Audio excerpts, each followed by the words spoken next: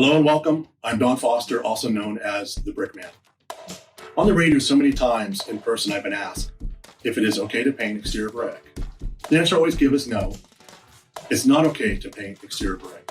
Paint itself is a good product, but not for brick. Because the pore structure of brick is different than other more commonly painted products, painting compromises the brick it is applied to, especially in freestyle markets. You can see painted brick failing with the paint.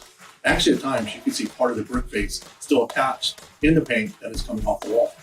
Second reason, brick is a maintenance-free product, just one of many great reasons to buy brick and why brick comes in so many different wonderful colors, textures, and sizes.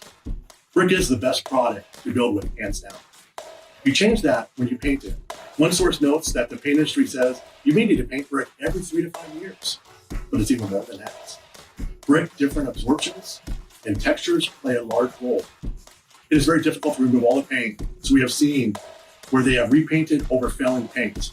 I ask this question, how long is that going to last? The message is about do not compromise the brick. Do not take a maintenance-free product and make it a maintenance one. Do not apply paint that can damage the brick and hurt the value of your home or office building. Would you want to buy a home that the faces of the brick are falling off? I know I would want to.